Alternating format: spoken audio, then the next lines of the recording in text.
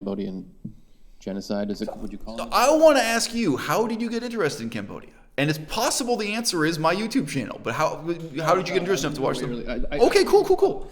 Yeah, it was just a book I bought. It was some weird. It was called like the Four Horsemen, and it was like a really depressing sort of photojournalism book. So this guy went to like multiple places. It was a book from the 80s. He went to Lebanon and Cambodia and Vietnam and a bunch of places, and it was just like essays about what horrors were happening and photos. And I just remember like that. I think that was the first time where I kind of was like reading about it and learning a bit about it. And then I remember, watching documentaries and learning about the carpet bombing and all this craziness that led to the Khmer Rouge. And yeah, and then I just kind of dug into it. So, but it's interesting to me because for people in the audience who don't know, you've lived there for a while. I understand, and I've heard you mention this in your and I studied the language and all that stuff too. Yeah. Okay, there you go. Yeah, so I don't know too much about it, and I've kind of always been curious, like why Cambodia and when did that start? When did your interest start, and what was the deal behind your Cambodian? Well, look, I'll just say I haven't asked you the parallel set of questions about how happy or unhappy you are in Canada. But if you want to build your character a little bit, let me tell you, the future is in Cambodia, and it's happening right now. So you're a few years younger than me. You could have a really interesting next decade of your life if you want to have a foothold in Cambodia. And of course, you don't have to be there 12 months a year. You could be there 3 months a year or 6 months a year. But today, in 2020, Cambodia is a much different place from what it was when I first went there. I will always remember I was wearing combat boots at that time with steel toe.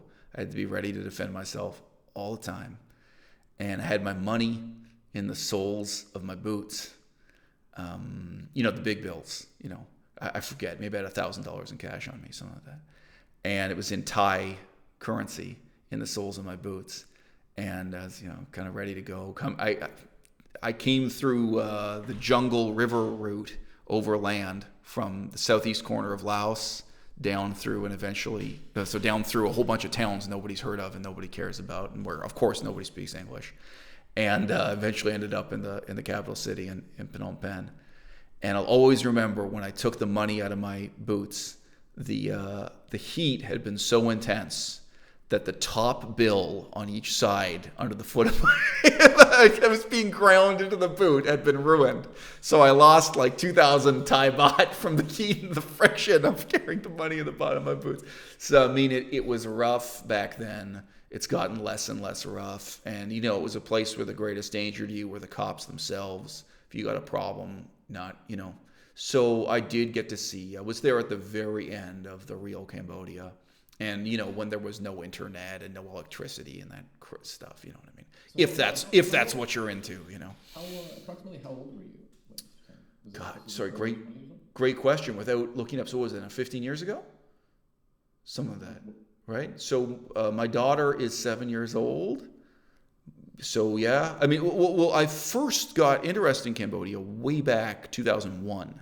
The first time I got the books out of the library and started studying the Cambodian language and the history of Cambodia was way back then. And I assumed I was going to start in Cambodia. I was like, okay, great. I'm going to get an English teaching certificate, and I'm going to go out and do a combination of teaching English, historical research, humanitarian work, like volunteer for all the humanitarian work I can get, and survive by teaching English. And sorry, your audience won't know this. I wasn't just studying the modern language. I was also studying the ancient language, Pali. So Pali is the ancient scriptural language of Buddhist philosophy. So I was doing all that simultaneously. It was a very intellectually stimulating time in my life, and maybe a somewhat emotionally deprived time in my life. When I look back now, maybe I wasn't making the best decisions on my own behalf, just in terms of my own self-interest. But nevertheless, there's a combination of language, historical, humanitarian, all these interests coming together driving me to Cambodia. But I first, how to make a long story short, I ended up first living in Hong Kong, then Taiwan, then Thailand, Bangkok, Thailand, then the capital city of Laos, Vientiane. Then I had years in Laos, and much later ended up in Cambodia. So I did visit Cambodia before that, like before I actually lived there continuously. And Cambodia was always on my radar. I remember saying to people in Laos, Cambodia feels big to me. Like, it seems enormous and ancient and important. And when I'm here in Laos, everything seems small and trivial. And the history isn't as deep, just in terms of centuries. There are not as many centuries of history. And the massacres aren't as big. I mean, you've seen some, Cambodia, this is mass murder on an unbelievable scale. The violence in Cambodia is just mind-boggling. In Laos, there's a little bit of violence there, but it's like the Smurfs compared to the Land of Giants. Cambodia still had that quality. So I did eventually end up living and working in Cambodia, but it wasn't the first place I lived. It felt like it was the last place I lived. It was the end of a long, long journey of living and working for many years in Asia before I got to Cambodia. Yeah. Interesting. So you were talking about so just quickly, why Cambodia? So I was going to say why Cambodia, but I guess it wasn't. You didn't just. My understanding was you had specifically singled out Cambodia and you traveled there. Right. So you were just doing this whole kind of tour. No, so I did though. That's the interesting thing. So when I was still in Canada before I left for Asia, it was Cambodia that I chose. So I remember I had various university professors I talked to about this. I was looking for a language where I could combine my humanitarian interests. To be blunt, my political interests, my interest in the reality of the world as it exists today, which has a lot to do with poverty and, it has a lot to do with humanitarian concerns, but it's fundamentally political. I wanted to be able to do that and then also work on the ancient history, the language, Buddhism as a philosophy and as a religion. I didn't want to be a philosopher cut off from political reality. I wanted to be a philosopher who plunged into and really dealt with or drowned in, contemporary political reality. I wanted to literally go out and get my feet wet, my hands dirty, and work on the farms, work on a rice farm, help people on a rice farm, see whatever the state of the poverty and anarchy in a pejorative sense was as these countries emerged from their post-war squalor and so on, and see the consequences of the American bombing of these countries. They're full of craters. It's a whole other aspect of the story. But no, I looked at many different options. I looked at Mongolia. I considered learning Mongolian. So you can imagine also Mongolia has some of those same factors. Mongolia used to be a communist country. Today it's a democracy. Has a language, a modern language that is in some ways linked to an ancient language for Buddhist philosophy, but in some ways a totally different language. Mongolia presented a lot of the same opportunities and challenges, but no, it wasn't Mongolia that won. What I really decided was it was Cambodia for my own future. So yeah, already in Toronto before I left, I was writing out the Cambodian alphabet, and I was learning to read Pali, the ancient Buddhist philosophy, in its Cambodian iteration in the Cambodian orthography. So yeah, I had all this stuff come together. And and really briefly, again, your viewers know this, but both of my parents were communists. My mother and my father were communist extremists. So the history of Cambodia, it's one of those things where you hold up the mirror. You hold up the mirror to the reality of human nature. You hold up the mirror to the reality of civilization.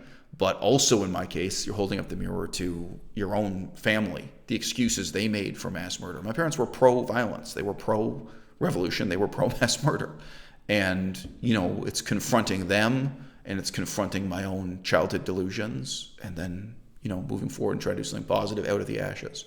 So, yeah, for me, the significance of communism and mass murder in Cambodia is a little bit different, because I grew up with a family who supported that, who told me that it was good and right and justified.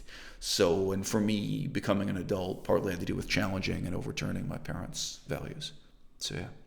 I'd like to talk about that for a little bit, because that's an aspect I'm interested in. And communism in general is something I'm kind of interested in at the moment. So, when you say they advocated for you're thinking specifically about the Khmer Rouge, they were sympathetic to the communist or the Cambodian dictatorship? Yes. So the short answer is my parents were real communists. They supported the most extreme, most violent forms of communism. They weren't insincere, halfway communism. I'm not saying that to insult anyone. Obviously, it would be morally superior to not support mass murder.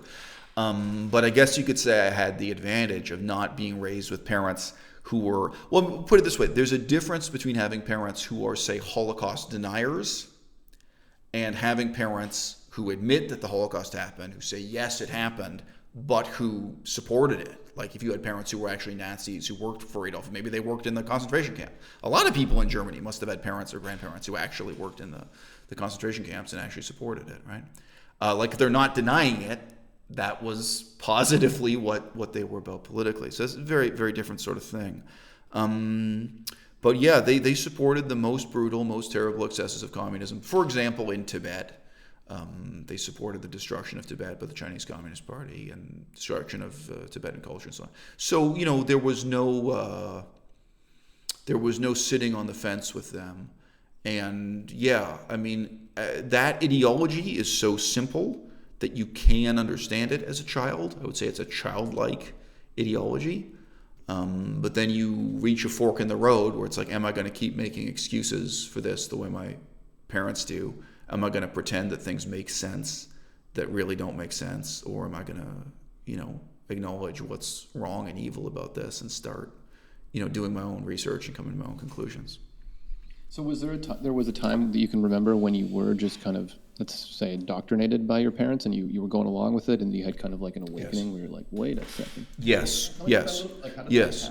Well, and one of the realest moments in my life to be not captured on video camera was me confronting my father about that a very short time before he died. My father was basically on his deathbed. He had this condition that killed him in hospital very, very gradually. So it's not like he died that day, but still he was in the bed where he was going to die. But I really confronted my father because he was in denial about it, and he was claiming that no, he hadn't indoctrinated me and hadn't raised me to be a communist. And I really had to passionately say to him, no, look, like this was my childhood. This is the reality of what I grew up with. This is what you taught me at the dinner table every night. And of course, it's quite common to meet people who were indoctrinated into, say, Christianity, Islam, Mormonism, or a crazy cult religion. But the big difference is that when you're indoctrinated into communism as a child, you go out and look at the newspapers for sale on the newspaper stand, and you see Gorbachev, you see the Soviet Union, you see Mao Zedong, you see the stuff they're talking about, you see nuclear weapons. Like, it's not that the newspapers are saying the same things that my parents are saying, but the imaginary things my parents believed in, the outside world was always confirming to be real, that it was real, that it was a big deal, So if you grew up in a crazy cult version of Christianity, any mainstream religion like this, or Hinduism, you're training yourself as a child to believe in things you never see and things you never hear. But raising a child with communism, they're being trained to believe in things that they see all the time. You see it confirmed all the time. You hear all the time that Cuba is this important country. Now, of course, my parents actually supported communist dictatorship in Cuba. Like, the news isn't going to do that. But still, that's being affirmed for you all the time, that Cuba is this real place that really matters. And in those days, of course, this is before 1989. Also, if anything, the mainstream press was massively exaggerating the importance, the wealth, the success, the military power of those communist countries. Do you so go back though. Do you recall? Was there an incident, or was there something you saw or read about that made you kind of change your perspective on communism?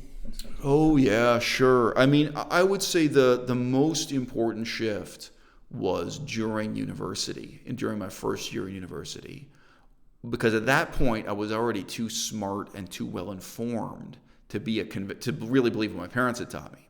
But there was still the option of being a kind of bullshit academic Marxist. And back then people used the term Marxian, like, oh, you're not Marxist, but you're Marxian. You're a sophisticated person who's still involved with this. So the final, turning point is okay, am I still going to make some excuses to some extent and try to be a part of this intellectual tradition? Or no, am I really going to accept this is bad and evil and wrong? This really fundamentally is about justifying mass murder. It fundamentally is about justifying class struggle and refusing to allow democracy to exist. That's really a lot of what communism is about, is using violence to destroy democracy and then to perpetuate the regime after that that's created that way.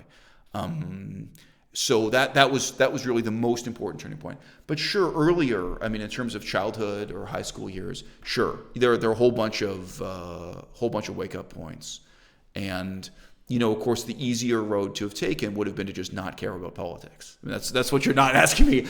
Sorry, I'm not complaining, but I mean, I think a lot of people who are raised in the type of family I was raised in, they would respond to it by just concluding all politics is bullshit. I'm just going to stop caring about politics, and I'm going to go party, going to go do something else in my life or something. But I came to the conclusion that politics really matter. Economics also really matters. I still really care about the study of economics. However, Marxist economics are complete bullshit. That just the particular school of thought that I was raised in was meaningless and worthless and bad. Yeah. I got a lot of follow-up questions. I need to take a Great. quick break. Okay, cool. I have a lot of water to drink, so I'm just going to take a quick break. Do you need to take a break, or do you want to just... Hey, man, cue the music. I don't know. Do you have an animated segue? Yeah, I'll put something on... Great. We'll be back in just 2 minutes. Just give me 2 minutes. No problem at all. Folks,